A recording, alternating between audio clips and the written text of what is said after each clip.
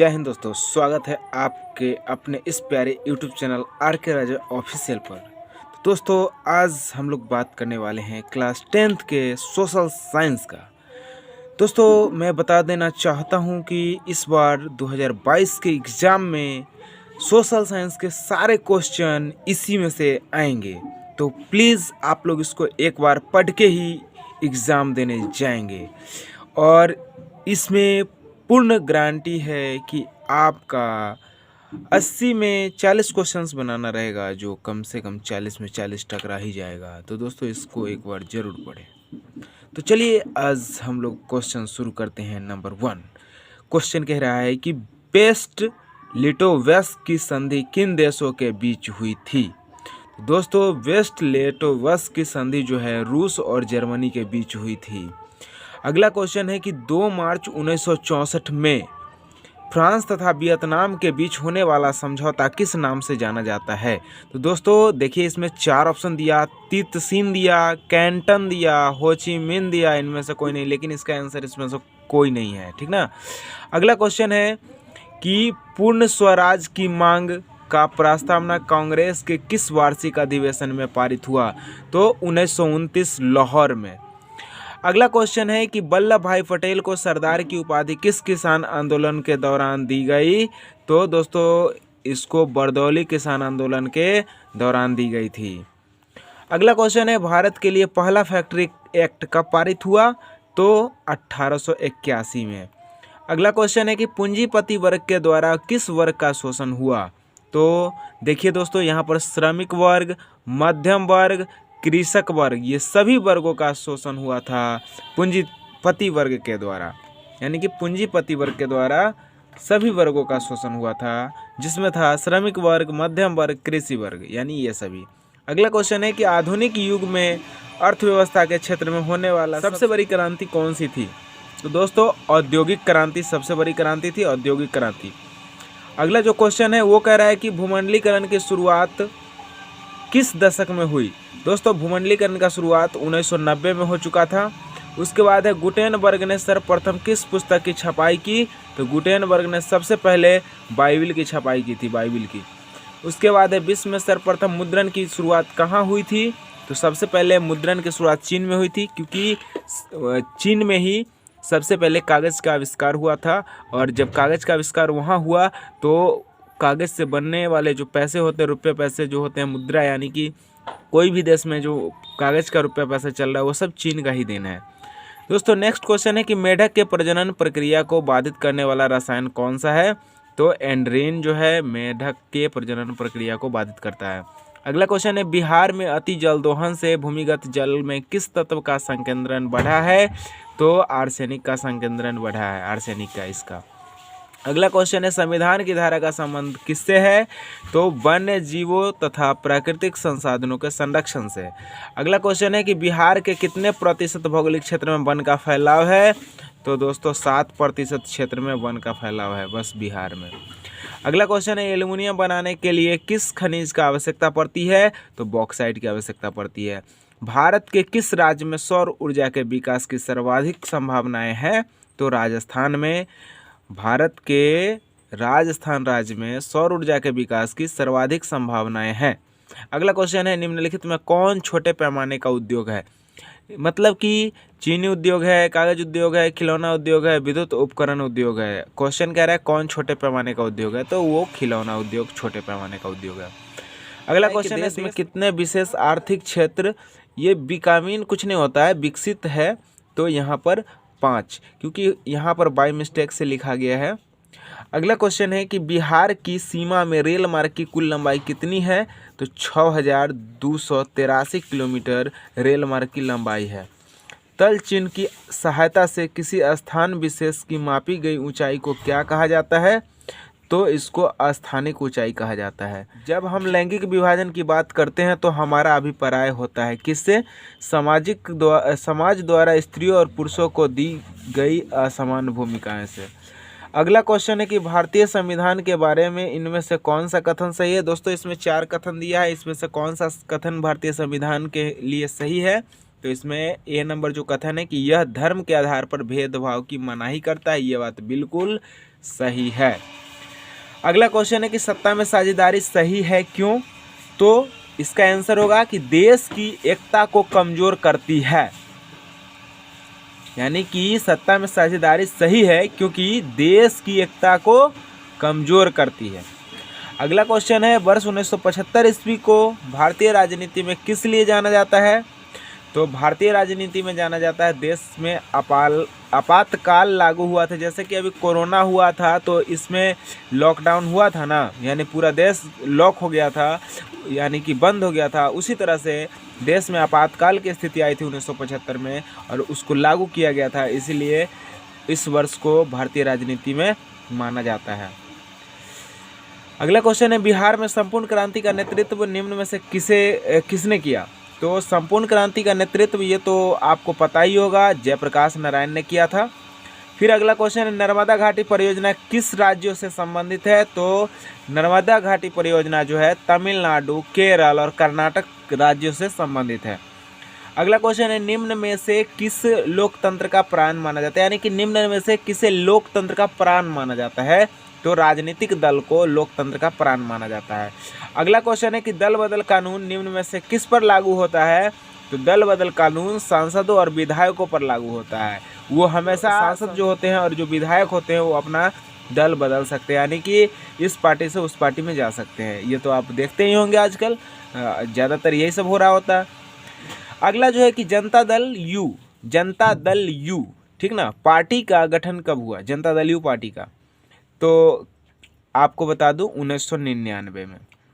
अगला क्वेश्चन है कि निम्न में से कौन अर्थव्यवस्था के प्राथमिक क्षेत्र में सम्मिलित है? इसमें कृषि क्षेत्र जो है ये अर्थव्यवस्था के प्राथमिक क्षेत्र में सम्मिलित है, ये कृषि क्षेत्र। उसके बाद है कि जिस देश की प्रति व्यक्ति आय अधिक होती है वह देश क्या कहलाता है?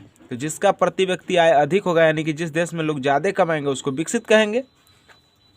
अगला क्वेश्चन है कि बिहार के किस जिले की प्रति व्यक्ति आय सर्वाधिक है? तो बिहार में सबसे फेमस जगह कौन सा है? पटना, और पटना का प्रति व्यक्ति आय सबसे अधिक है।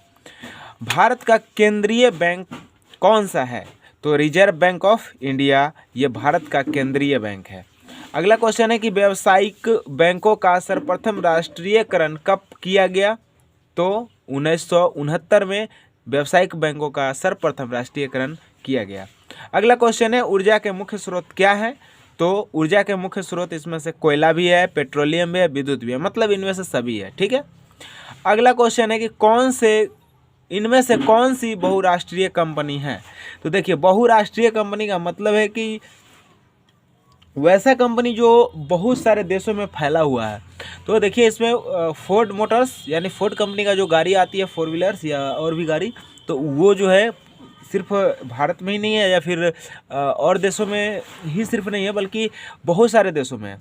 सैमसंग ये भी देखिए बहुत सारे देशों में है, और कोको कोला ये भी लगभग बहुत सारे देशों में फैला हुआ है। मतलब कि एक देश से ज़्यादा देशों में जो कंपनी फैली हुई है वो बहुराष्ट्रीय कंपनी कहलाएगी। तो ये सभी जो है बहुराष्ट्रीय कंपनी है। नेक्स्ट है उपभोक्ता अधिकार दिवस कब मनाया जाता है? उपभोक्ता अधिकार दिवस कब मनाया जाता है? तो 15 मार्च को उपभोक्ता अधिकार दिवस मनाया जाता है, याद रखिएगा। अगला जो क्वेश्चन है वो क्वेश्चन कह रहा है कि यदि किसी वस्तु या सेवा का मूल्य 20 लाख से अधिक तथा 1 करोड़ से कम है तो उपभोक्ता कहाँ शिकायत कर सकता है? जरा समझिएगा इस क्वेश्चन को। यदि किसी वस्तु या सेवा का मूल्य, यानी कि कोई भी वस्तु या सेवा जो है जिसका मूल्य 20 लाख से अधिक है और 1 करोड़ से कम है, तो उपभोक्ता कहाँ शिकायत कर सकता है? तो राज्य आयोग के पास इसका शिकायत किया जा सकता है। राज्य आयोग के पास इसका शिकायत किया जा सकता है। अगला जो क्वेश्चन है सुनामी का प्रमुख कारण क्या है? तो समुद्रों में भूकंप आना यह सुनामी का सबसे प्रमुख कारण है। अगला क्वेश्चन है कि भूकंप केंद्र के ऊर्ध्वाधर पृथ्वी पर स्थित केंद्र को क्या कहा जाता है? तो अधिक केंद्र कहा जाता है। भारत का राष्ट्रीय पक्षी क्या है? तो दोस्तों मोर भी आप कह सकते हैं, और अधिकतर क्वेश्चन में मयूर लिखा रहता है, यानी कि मयूर, ठीक ना, ये मयूर आप याद कर लीजिएगा। अगला जो क्वेश्चन है कि किस राज्य में वन का सबसे अधिक विस्तार है? बहुत ही आसान क्वेश्चन है। किस राज्य में सबसे अधिक वन का विस्तार है? तो दोस्तों मध्य प्रदेश में सबसे ज़्यादा जंगल यानी वन है। अगला क्वेश्चन है कि कौन सी जीव जो केवल भारत में ही पाया जाता है? तो दोस्तों एक ऐसा जीव है जिसका नाम है घड़ियाल, जो सिर्फ व सिर्फ भारत में ही पाया जाता है, यानी पूरे पृथ्वी पर, पूरे दुनिया में सिर्फ व सिर्फ भारत में पाया जाता है। नेक्स्ट क्वेश्चन है कि टैक्सोल का उपयोग कब होता है। तो दोस्तों टैक्सोल का उपयोग कैंसर के लिए किया जाता है। अगला क्वेश्चन है कि चरक का संबंध किस देश से था। चरक का संबंध किस देश से था, तो भारत से है चरक का संबंध। अगला क्वेश्चन है कि वन संरक्षण एवं प्रबंधन की दृष्टि से वनों को वर्गीकृत किया गया। कितने वर्गों में वर्गीकृत किया गया, तो 3 वर्गों में। वन संरक्षण एवं प्रबंधन की दृष्टि से वनों को 3 वर्गों में वर्गीकृत किया गया। अगला क्वेश्चन है कि बिहार में कितने प्रतिशत भौगोलिक क्षेत्र में वन का विस्तार है, तो 7% भौगोलिक क्षेत्र में वन का विस्तार है बिहार में। वन स्थिति रिपोर्ट के अनुसार भारत में वन का विस्तार कितना है, यानी वन स्थिति रिपोर्ट के अनुसार भारत में वन का विस्तार कितना है, वो तो बिहार में हम लोगों ने बात किया था। बिहार में हम लोगों ने बात किया था 7% है। लेकिन अब बात करें हम लोग कि भारत में कितना है, तो दोस्तों भारत में 20.55% भौगोलिक क्षेत्र है।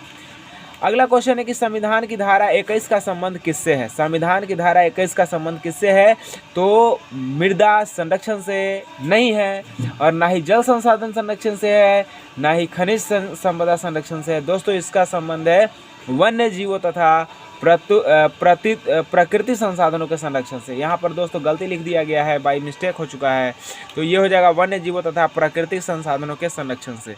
अगला क्वेश्चन है कि प्राकृतिक संसाधनों के संरक्षण 1968 में कौन सा कन्वेंशन हुआ था। तो दोस्तों विश्व आपदा कन्वेंशन हुआ था। अगला क्वेश्चन है कि मैंग्रोव्स का सबसे अधिक विस्तार कहाँ है। मैंग्रोव्स का सबसे अधिक विस्तार कहाँ है, तो सुंदरबन में सबसे अधिक विस्तार है मैंग्रोव्स का। अगला क्वेश्चन है भारत में 2001 में कितने प्रतिशत भौगोलिक क्षेत्र में वन का विस्तार था, तो 20.60 भौगोलिक क्षेत्र में वन का विस्तार था भारत में 2001 में। अगला क्वेश्चन है कि पूर्वोत्तर राज्यों में 188 आदिवासी जिलों में देश के कुल क्षेत्र का कितना प्रतिशत वन है, तो 60.11% वन है। अगला क्वेश्चन 1951 से 1980 तक लगभग कितना वर्ग किलोमीटर वन क्षेत्र कृषि भूमि में परिवर्तित हुआ, तो 1951 से लेकर के 1980 तक में लगभग 35,500 वर्ग किलोमीटर वन क्षेत्र जो है कृषि भूमि में परिवर्तित हो चुका है, यानी 35,500। अगला क्वेश्चन कह रहा है कि एक NGO की वानिकी रिपोर्ट के अनुसार 1948 में विश्व में कितने हेक्टेयर भूमि पर वन का विस्तार था, तो दोस्तों 4 अरब हेक्टेयर भूमि पर वन का विस्तार था। अगला जो है क्वेश्चन कह रहा है कि पर्यावरण संतुलन के लिए कितने प्रतिशत भूभाग पर वन आवश्यक है, तो 33%। अगला क्वेश्चन है कि कुनैन किस रोग की दवा है, तो कुनैन जो है मलेरिया की दवा है, याद रखिएगा कुनैन जो है मलेरिया की दवा है। अगला कुनैन किस वृक्ष से प्राप्त होता है, तो कुनैन जो है सिनकोना के वृक्ष से प्राप्त होता है, सिनकोना के वृक्ष से। बाघ परियोजना कब प्रारंभ हुआ, तो 1973 में हुआ था बाघ परियोजना प्रारंभ। भारत का राष्ट्रीय पशु क्या है, ये तो आपको पता होगा कि बाघ है। अगला क्वेश्चन है घड़ियाल प्रजनन केंद्र कहाँ स्थापित है, तो घड़ियाल प्रजनन केंद्र मुरैना में स्थापित है। और नेक्स्ट क्वेश्चन है कि भारत में उजला बाघ प्रजनन केंद्र कहाँ स्थापित है। उजला बाघ प्रजनन केंद्र कहाँ स्थापित है, तो नंदनकानन जो कि उड़ीसा में। संकटग्रस्त पादप प्रजातियों की सूची रेड डाटा बुक कहलाती है। अगला क्वेश्चन है साल किस वन वृक्ष है, तो साल जो है पतझड़ का वन वृक्ष है। और हॉट स्पॉट की पहचान पर किसने जोर दिया था, हॉट स्पॉट की पहचान पर किसने जोर दिया था, तो नॉर्मन मेयर्स ने जोर दिया था। अगला क्वेश्चन है कि भारत का पहला जैव मंडल आरक्षित क्षेत्र 1986 में कहाँ विकसित किया गया। भारत का पहला जैव मंडल आरक्षित क्षेत्र 1986 में कहाँ विकसित किया गया, तो नैलगिरी में विकसित किया गया था, नैलगिरी में।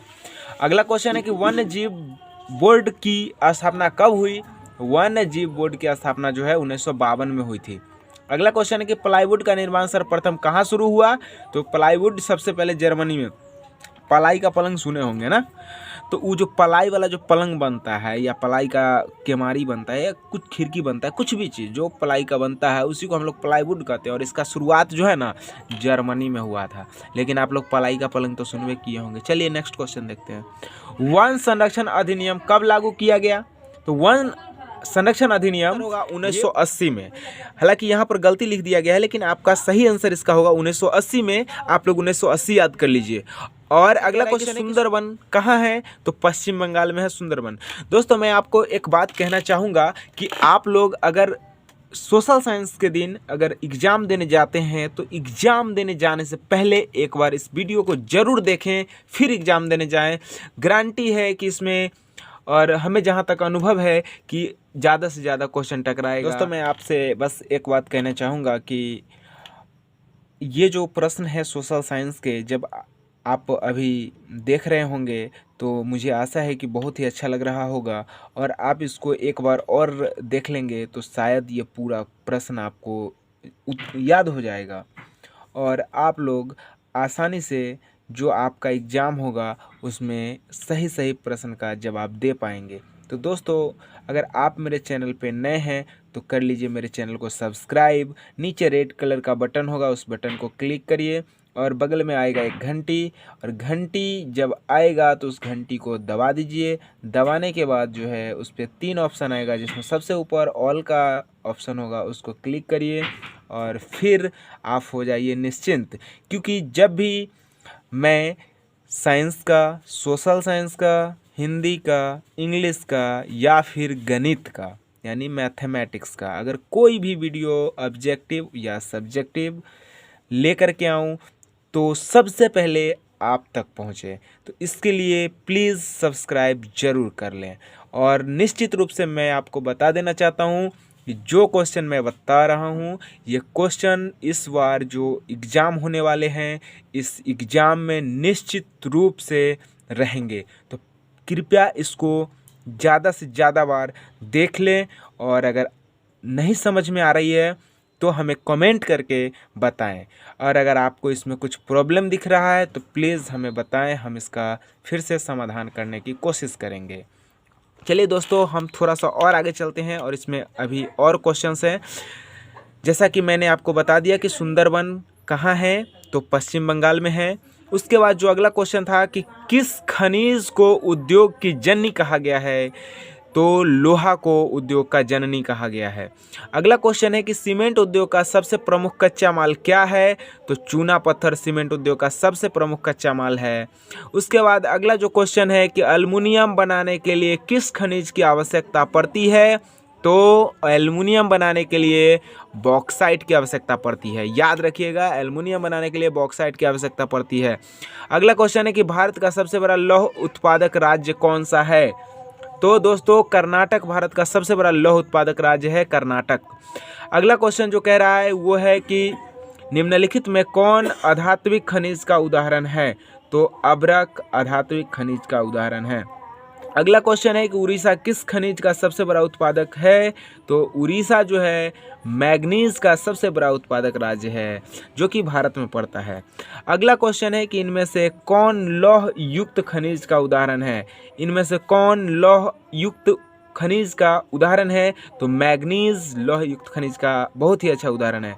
अगला जो है 1 टन इस्पात बनाने में कितने मैग्नीज का उपयोग होता है, तो 1 टन इस्पात बनाने के लिए कम से कम 10 किलोग्राम। अगला क्वेश्चन है कि कौन लौह अयस्क का एक प्रकार है, तो हेमाटाइट जो है लौह अयस्क का एक प्रकार है। और दोस्तों लास्ट क्वेश्चन है कि भारत में लगभग कितने खनिज पाए गए हैं, तो भारत में लगभग 100 प्रकार के खनिज पाए गए हैं। तो दोस्तों मैं आपसे बस एक ही बार और एक ही बात कहने जा रहा हूँ कि अगर आप मेरे चैनल पे नए हैं तो प्लीज़ चैनल को कर लीजिए सब्सक्राइब, और आप पढ़ाई करते रहिए, मस्त रहिए, स्वस्थ रहिए और पढ़ाई में व्यस्त रहिए। दोस्तों मिलते हैं फिर नेक्स्ट वीडियो में, तब तक के लिए मेरे चैनल पर इसी तरह से बने रहें और मेरे चैनल को कर लेंगे सब्सक्राइब ताकि अगला वीडियो जो भी आए सबसे पहले आप तक पहुंचे। धन्यवाद।